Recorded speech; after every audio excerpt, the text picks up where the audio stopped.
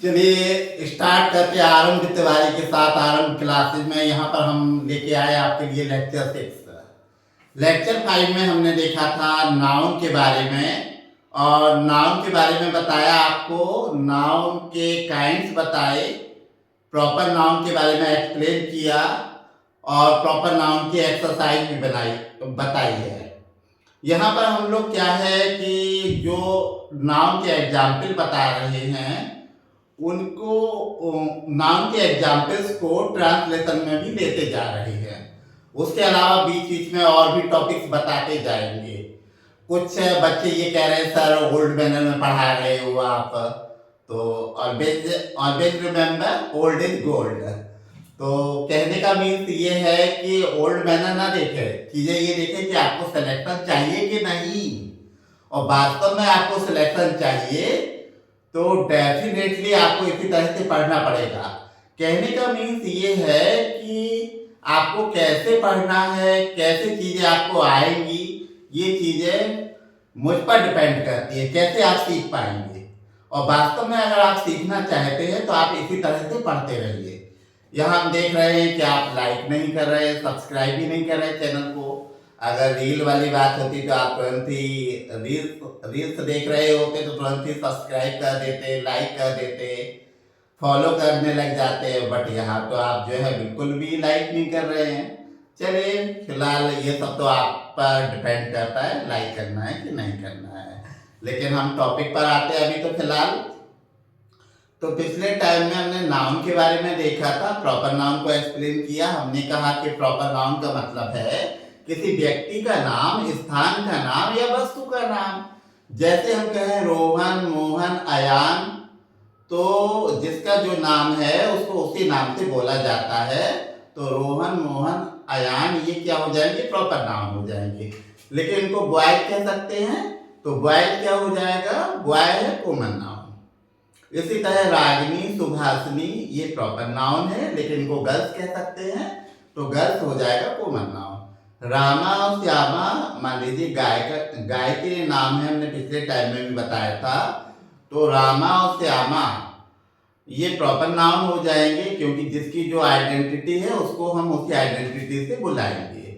लेकिन रामा और श्यामा को काऊ कह सकते हैं, तो काऊ हो जाएगा कॉमन नाउन। समझ में आ गया होगा कॉमन नाउन क्या है। महात्मा गांधी, चंद्रशेखर आजाद पर्टिकुलर पर्सन के नेम है, लेकिन ये फ्रीडम फाइटर्स कह सकते हैं इनको, तो फ्रीडम फाइटर्स हो जाएंगे कॉमन नाउन। मटेरियल नाउन क्या है? मटेरियल नाउन का मतलब है किसी पदार्थ का नाम, एक ऐसा पदार्थ जिसका हम किसी चीज को बनाने में प्रयोग करते हैं। एक ऐसा पदार्थ जिससे कुछ बनाया जाता है या जिसका किसी चीज को बनाने में प्रयोग किया जाता है, उसे कहा जाता है मटेरियल नाउन।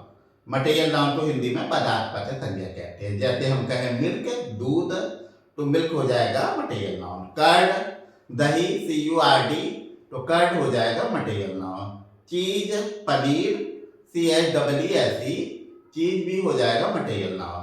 जितने भी ऑयल है, कैरोसिन ऑयल, मस्टर्ड ऑयल, कोई भी केमिकल है, ये सारे आते हैं मटेरियल नाउन पर। अब हम आते हैं कलेक्टिव नाउन पर। कलेक्टिव नाउन का मतलब है समूहवाचक संज्ञा।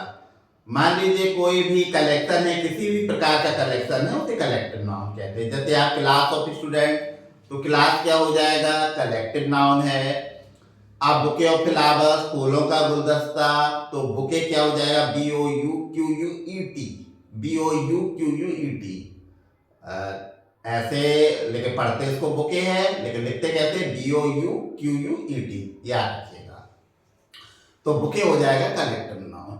हम कहें अगर library of books, LIBRARY, library of books, तो लाइब्रेरी हो जाएगा collective noun. A bunch of dishonest people, बेईमान लोगों के समूह को बंच कहते हैं। अ बंच ऑफ बनानास भी होता है, केलों का गुच्छा होता है, उसे भी बंच कहते हैं। अ बंच ऑफ कीज भी होता है, KEYS। Bunch of keys, a bunch of keys का मतलब है चाबियों का गुच्छा। अ ट्रेन ऑफ डंकीज होता है, गधों के झुंड को ट्रेन कहते हैं। अ फ्लॉक ऑफ बर्ड्स होता है, FLOCK, फ्लॉक ऑफ बर्ड्स। पक्षियों की झुंड को फ्लॉक कहते हैं, FLOCK। फ्लॉक ऑफ शीप भी होता है, भेड़ों की झुंड को भी फ्लॉक कहा जाता है। इसी तरह हार्ड ऑफ एनिमल्स होता है, जानवरों की झुंड को हार्ड कहते हैं। अब पार्लियामेंट संसद, ये भी कलेक्टिव नाउन है। तो कहने का मतलब ये, कोई भी कलेक्शन है उसे हम कलेक्टिव नाउन कहते हैं। किसी भी तरह का कोई भी कलेक्शन होना चाहिए, वो क्या है, कलेक्टिव नाउन। आगे डिटेल में बोर्ड की हेल्प से देखेंगे ही, ये तो शॉर्ट में हम आपको बता रहे हैं। ये बार बार रिवीजन इसलिए करवा रहे हैं जैसे आप भूले ना। सिर्फ अगर आप मेरा लेक्चर ही देखते रहेंगे तो कंफर्म है कि आपको आ जाएगा। एब्स्ट्रैक्ट नाउन क्या होता है, भाववाचक संज्ञा। एब्स्ट्रैक्ट नाउन क्या होता है, भाववाचक संज्ञा। जैसे लव, प्यार, फीलिंग, कोई भी भावना हो। क्रूअल्टी या फिर क्रूअल्टी, निर्दयता, ये भी एब्स्ट्रैक्ट नाउन है। कोई भी स्टेज हो, जीवन की कोई भी दशा हो। लाइफ भी एब्स्ट्रैक्ट नाउन है, LIFE। चाइल्डहुड, बचपन, ये भी एब्स्ट्रैक्ट नाउन है। इसी तरह यंग एज, युवावस्था। एडोलेसेंसी, किशोरावस्था, ये भी एब्स्ट्रैक्ट नाउन है।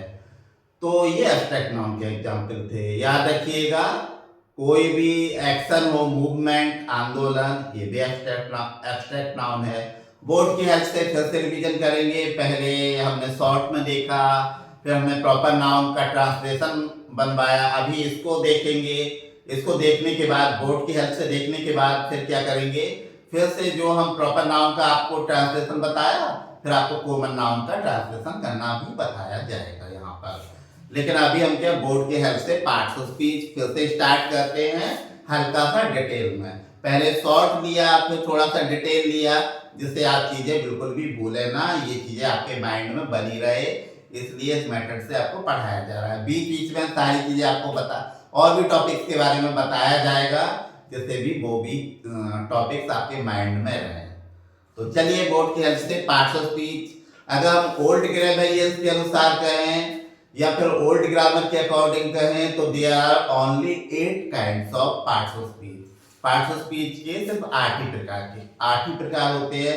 Proper noun, parts of speech, noun, pronoun, adjective, adverb, verb, conjunction, interjection, preposition. लेकिन अगर मॉडर्न ग्रामरियंस के अकॉर्डिंग कहें तो there are 9 kinds of parts of speech. क्योंकि मॉडर्न ग्रामरियंस ये कहते हैं कि आर्टिकल्स को भी इसमें शामिल करिए। तो आर्टिकल्स कहाँ से बाहर निकाले गए हैं, डिटरमिनर्स से।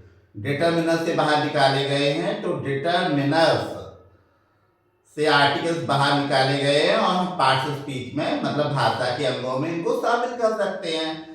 तो इस प्रकार से पार्ट्स ऑफ स्पीच हो जाते हैं 9 प्रकार के। कौन कौन से, noun, pronoun, adjective, adverb, verb, conjunction, interjection, preposition और आर्टिकल्स। चलिए, बोर्ड की हेल्प से थोड़ा सा देख लेते हैं, जिससे आपको इन चीजों की भी नॉलेज हो जाए। जैसे आप पढ़ें तो आपको कोई भी प्रॉब्लम ना हो पढ़ते टाइम पर। पार्ट्स ऑफ स्पीच मतलब भाषा के अंग। प्रत्येक वाक्य में प्रत्येक शब्द का कार्य अलग अलग होता है। याद रखिए, हर एक वाक्य में हर एक शब्द का कार्य अलग अलग होता है। प्रत्येक वाक्य में प्रत्येक शब्द का कार्य अलग अलग होता है। मतलब हर वाक्य में हर एक शब्द का कार्य अलग अलग होता है। इस कार्य के अनुसार शब्दों को 9 भागों में विभक्त किया गया है। मतलब मॉडर्न ग्रामर ये कहती है कि पार्ट्स ऑफ स्पीच को हम 9 भागों में बांट सकते हैं। इस कार्य के अनुसार शब्दों को 9 भागों में विभक्त किया गया है, जिन्हें पार्ट्स ऑफ स्पीच कहते हैं। Noun, adjective, article, pronoun, verb, adverb, preposition, conjunction, interjection. आगे बढ़ते हैं स्पेसिफिक नोट में। वर्ब के पार्टिसिपल, जीरंड तथा इंफिनिटिव रूपों को डबल पार्ट्स ऑफ स्पीच कहा जाता है। कोई अगर आपसे पूछे कि डबल पार्ट्स ऑफ स्पीच क्या है, तो आप कह सकते हैं कि non finite forms of the verbs को डबल पार्ट्स ऑफ स्पीच कहा जाता है। Non finite forms of the verbs को डबल पार्ट्स ऑफ स्पीच कहा जाता है। और non finite forms of the verbs क्या होती हैं? Non finite forms of the verbs ऐसी वर्ब्स होती हैं जो सेंटेंसेस में स्वतंत्र रूप से कार्य करती हैं। Non finite forms of the verbs ऐसी वर्ब्स होती हैं जो सेंटेंसेस में स्वतंत्र रूप से कार्य करती है। It means non-finite forms of the verbs are such forms of the verbs which function freely in a sentence। Non finite forms of the verbs ऐसी वर्ब होती हैं जो सेंटेंस में स्वतंत्र रूप से कार्य करती है, और non finite forms of the verbs को डबल पार्ट स्पीच भी कहा जाता है। ये तीन प्रकार के होते हैं, participle, gerund, infinitive. Participle sentences में वर्ब बनकर आते हैं, पार्टिसिपल सेंटेंसेज में वर्ब बनकर आते हैं या एडजेक्टिव बनकर आते हैं। Participle, there are also three types of participle. Participle के भी तीन प्रकार होते हैं, present participle, past participle, perfect participle. और जीरंड प्रेजेंट पार्टिसिपल बनता है वर्ब की फर्स्ट फॉर्म में आईएनजी लगाकर, और पास्ट पार्टिसिपल वर्ब की थर्ड फॉर्म को कहा जाता है, और परफेक्ट पार्टिसिपल का मतलब है हैविंग प्लस वर्ब की थर्ड फॉर्म। और जीरंड बनता है वर्ब की फर्स्ट फॉर्म में आईएनजी लगाकर। प्रेजेंट पार्टिसिपल भी वर्ब की फर्स्ट फॉर्म में आईएनजी लगाकर बनाया जाता है, और जीरंड भी वर्ब की फर्स्ट फॉर्म में आईएनजी लगाकर बनाया जाता है। तो दोनों में भला अंतर क्या है? प्रेजेंट पार्टिसिपल कभी नाउन बनकर नहीं आ सकता है, वो जीरंड है जो सेंटेंस में नाउन बनकर आता है। और नाउन का क्या काम है? नाउन का काम है सेंटेंसेज में सब्जेक्ट या ऑब्जेक्ट बनकर के आना। लेकिन प्रेजेंट पार्टिसिपल बन के आता है वर्ब या एडजेक्टिव। अगर वर्ब के स्थान पर आएगा तो वर्ब बनकर आएगा, और अगर नाउन के पहले आएगा तो वो एडजेक्टिव बनकर आएगा। तो याद रखिए, प्रेजेंट पार्टिसिपल वर्ब की फर्स्ट फॉर्म में आईएनजी लगाकर बनाया जाता है, और जीरंड भी वर्ब की फर्स्ट फॉर्म में आईएनजी लगाकर बनाया जाता है। और इंफिनिटिव का मतलब क्या है? इंफिनिटिव वर्ब की फर्स्ट फॉर्म के पहले टू लगाकर या टू हटाकर इंफिनिटिव बनाया जाता है। डिटेल में हम आगे देखेंगे, ये थोड़ी सी हल्का फुल्का ये non finite forms of the verb या फिर डबल पार्ट्स ऑफ स्पीच के बारे में थोड़ा सा आपको नॉलेज दी गई है। फिर से देखते हैं नोट में, वर्ब के पार्टिसिपल, जीरंड तथा इंफिनिटिव रूपों को डबल पार्ट स्पीच कहा जाता है। कहने का मतलब ये, वर्ब के जो पार्टिसिपल, जीरंड या इंफिनिटिव वाले रूप होते हैं उनको डबल पार्ट ऑफ स्पीच या non finite forms of the verb कहते हैं। आप यहाँ पर non finite forms of the verb भी पढ़ सकते हैं।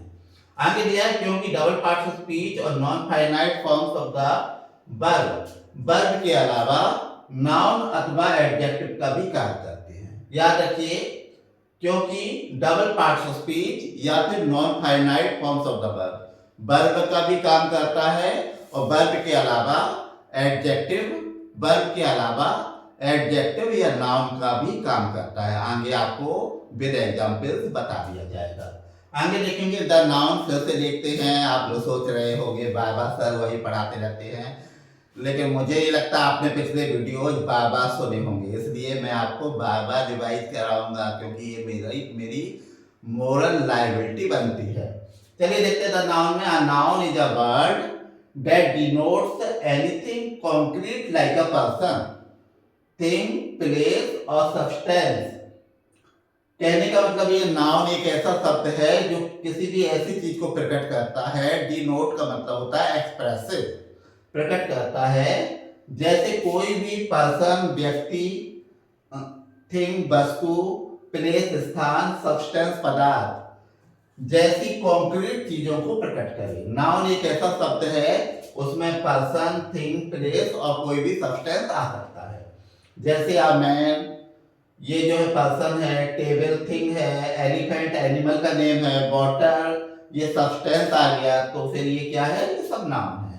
और anything abstract like an event, कोई भी एब्स्ट्रैक्ट चीज हो, जैसे इवेंट, घटना, स्टेट, दशा, एक्टिविटी, क्रियाकलाप, कोई भी कार्य, टाइम, समय, प्रोसेस, प्रक्रिया एंड सो ऑन इत्यादि चीजें। जैसे एक्सीडेंट दुर्घटना, तो ये भी जो है क्या है? ये नाउन है। आगे सॉरो दुख, ये नाउन है। सिलेक्शन मीन होता है चुनाव। एन एनिवर्सरी आप जानते ही है। रिएक्शन आपको मालूम ही है, प्रतिक्रिया etcetera.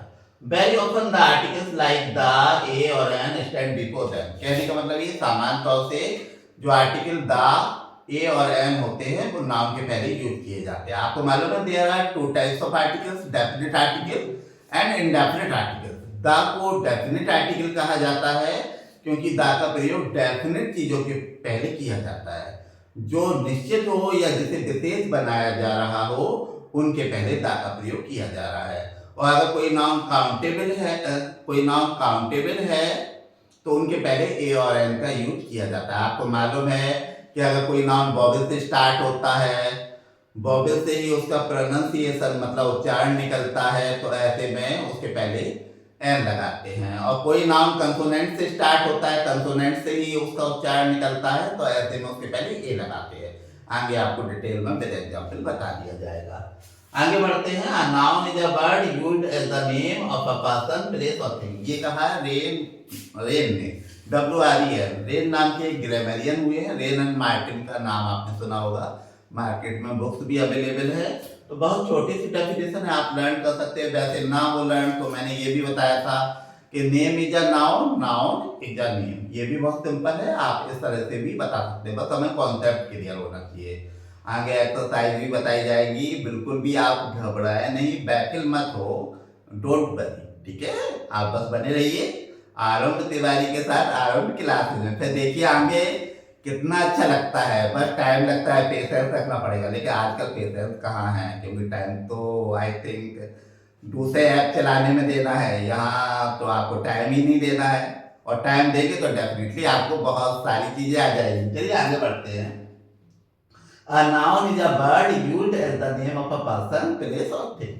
Examples: Ansu, Jaipur, ring, gold, girl, goodness अच्छाई होता है, पॉवर्टी गरीबी, वर्क कार्य, हरी बॉय, हरी नेम है एक लड़के का, बॉय कॉमन नाउन है, क्लास कलेक्टिव नाउन है, फिजिक्स एब्स्ट्रैक्ट नाउन में रखा जाएगा, सब्जेक्ट कॉमन नाउन है। तो ये क्या है, सारे नाउन है। नोट में देखिए, रीड द फॉलोइंग, नीचे दी गई चीजों को पढ़िए। क्रिएचर्स के नेम हो, पर्सन्स के नेम जैसे राम, जॉन, अयान, ये क्या है, प्राणियों के नाम है, तो ये भी नाम है। पशुओं के नाम जिस तरह से डेफिनेशन में बताया गया है उसी तरह से अलग अलग बताया जा रहा है यहाँ पर, बस आप ध्यान देते जाइए। प्राणियों के नाम राम, जॉन, अयान। पशुओं के नाम एनिमल्स के नेम में देखिए, काऊ, हॉर्स, लॉयन।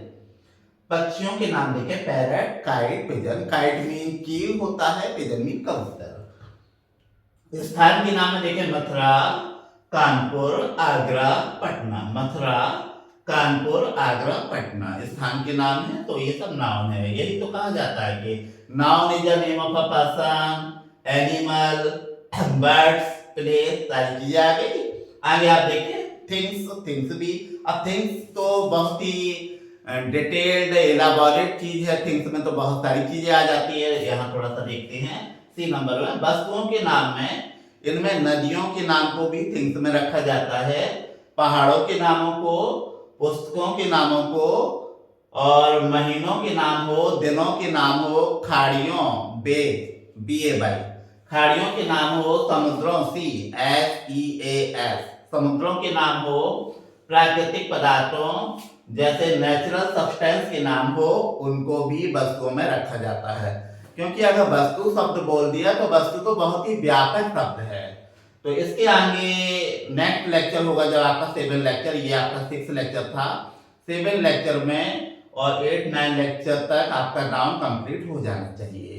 लेकिन उसके साथ हम बहुत सारी चीजें देखेंगे, जैसे अभी हम आपको टेंस के बारे में थोड़ा सा बता रहे हैं, सुनिएगा। टेंस को हिंदी में काल या समय कहते हैं। हमें मालूम है अगर हम टेंस की बात कर रहे हैं तो समय की बात कर रहे हैं। टेंस 3 प्रकार के होते हैं, there are 3 kinds of tense, present tense वर्तमान काल, पास्ट टेंस भूतकाल, फ्यूचर टेंस भविष्यकाल। हर एक टेंस के 4 भाग होते हैं। प्रेजेंट टेंस के 4 भाग, present indefinite, present continuous, present perfect और present perfect continuous. Past tense के 4 भाग, past indefinite, past continuous, past perfect और past perfect continuous. Future tense के 4 भाग, future indefinite, future continuous, future perfect continuous tense. इनके बारे में डिटेल में आगे बताया जाएगा। मॉडल ऑक्सिलरी वर्ब्स क्या होती है? मॉडल ऑक्सिलरी वर्ब्स ऐसी वर्ब्स होती हैं जो किसी कार्य के तरीके को बताती है कि कार्य का तरीका क्या है, कार्य का मेथड क्या है। मॉडल ऑक्सिलरी वर्ब्स फीलिंग्स को बताते हैं। There are 13 modal auxiliary verbs in English grammar. As we can say will, shall, future indefinite में भी आते हैं, मॉडल ऑक्सिलरी वर्ब भी है, जब कंडीशन अप्लाई होती है can, could, may, might, should, must ought to, need, dare, used to, would, ये क्या है मॉडल ऑक्सिलरी वर्ब है। आगे हम लेक्चर 7 में देखेंगे नाउन को ही कंटिन्यू रखेंगे, बीच में कुछ और आपको नया बताया जाएगा। That's all.